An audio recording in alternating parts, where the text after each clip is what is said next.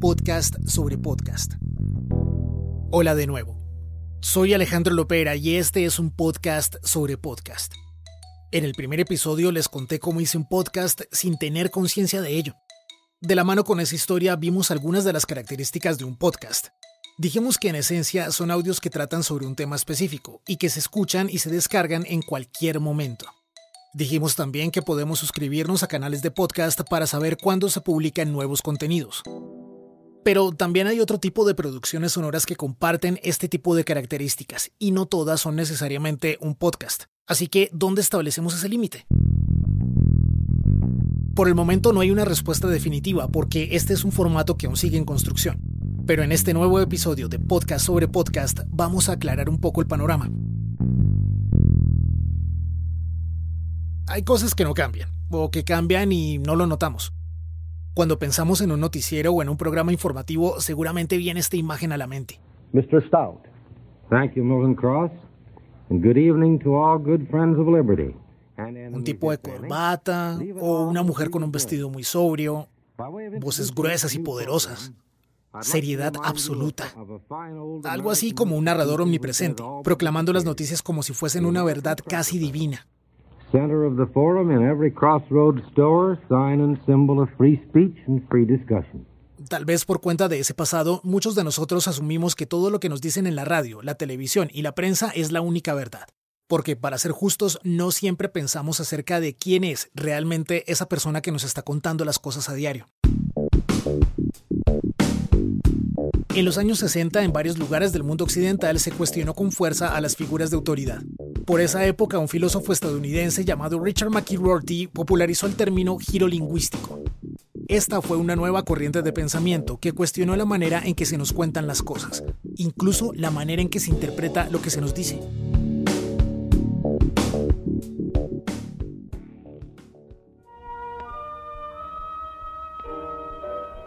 This is Kaleidoscope, a series of close-ups of the American art scene. Each program in this series... Mientras eso pasaba en el mundo de la filosofía, en los Estados Unidos se promulgó el Acta de Radiodifusión Pública. Eso permitió, entre otras cosas, la reformulación de los servicios de radiodifusión pública y educativa en ese país. En 1971 hizo su primera emisión oficial la National Public Radio, hoy conocida simplemente como la NPR. Un referente obligado para los realizadores de contenidos sonoros hoy en día. I don't know. A bird watcher? Different animal. Buzz, watches. Bailing wheels. Bees. Bees. Yeah. Pero, ¿qué los hizo diferentes? Bueno, los locutores de la NPR suelen ser menos serios, aunque no dejan de lado su rigurosidad. Hey, what's up? Welcome to the show. What can we do for you? Hi, Daryl. Hey, how's it going? Por ejemplo, es usual que tengan un trato cercano con sus oyentes y con sus entrevistados, como si los conocieran de toda la vida. Pero no por eso pensamos que no nos están hablando en serio. Así que ese tono de comunicación amable y cercano es un sello permanente en los contenidos de la NPR y se volvió referente para muchos. Recordemos además que los podcasts también son hijos del mundo de los blogs, en donde esa cercanía era clave para crear una comunidad en torno a un tema específico. Así que ya tenemos un primer elemento a tener en cuenta. Un realizador de podcast construye una relación de confianza con su audiencia. Inspira esa confianza en su manera de hablar y la demuestra con un buen manejo de la información y además un gran conocimiento. Pero ojo, no cualquier audio que esté en línea es un podcast, así que vamos a poner la casa en orden. Algunas emisoras, por ejemplo, usan los mismos programas y entrevistas que ya emitieron en sus frecuencias análogas para luego ofrecerlas como podcast.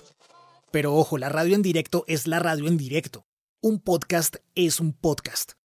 En todo caso, si no se cuentan con los recursos y conocimientos para hacer una gran producción, una buena alternativa para empezar es imitar lo que se hace en la radio en directo. Lo importante es que, a medida que vamos aprendiendo, mejoremos nuestras habilidades como productores sonoros, para que nuestros podcasts sean diferentes del promedio. Cada día aparecerá un nuevo canal, así que la calidad de los contenidos y la producción serán fundamentales para competir y mantenerse.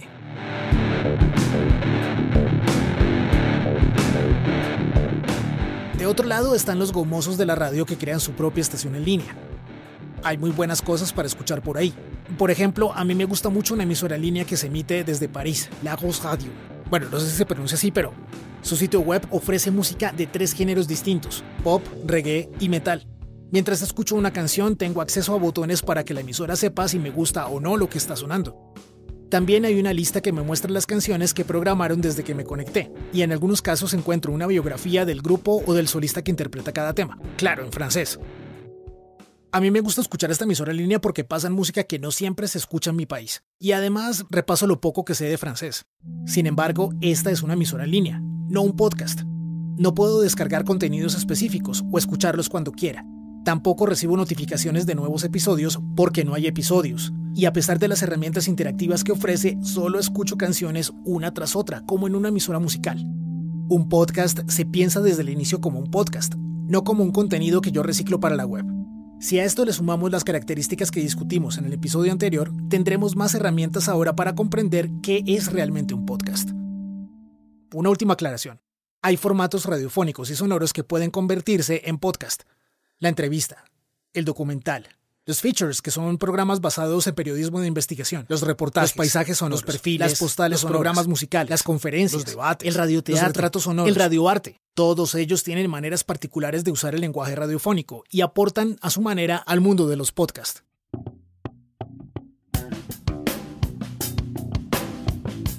Al final de cuentas, la mejor manera de aprender sobre esto es encontrar referentes y atreverse a cometer errores. Si realmente quieren saber qué es un podcast, pues lo mejor que pueden hacer es buscar canales que se relacionen con sus gustos e intereses, como este. Escuchar sus episodios y suscribirse. Por cierto, suscríbanse también a este podcast. E incluir la escucha de podcast como parte de la rutina diaria. Pero además de entretenerme, ¿para qué sirve un podcast? ¿Por qué debería animarme a crear uno propio? Les prometo desde ya un par de respuestas a esas preguntas en nuestro próximo episodio de Podcast sobre Podcast. Andrés Sierra creó la melodía que usamos como identificación. Lo pueden seguir en Instagram como @SierraSotoA. Y yo también estoy en Instagram, pero yo estoy como @Cubara, con B larga. Algunas de las cortinas que usamos en estos episodios son mías. Otras también las hizo Andrés.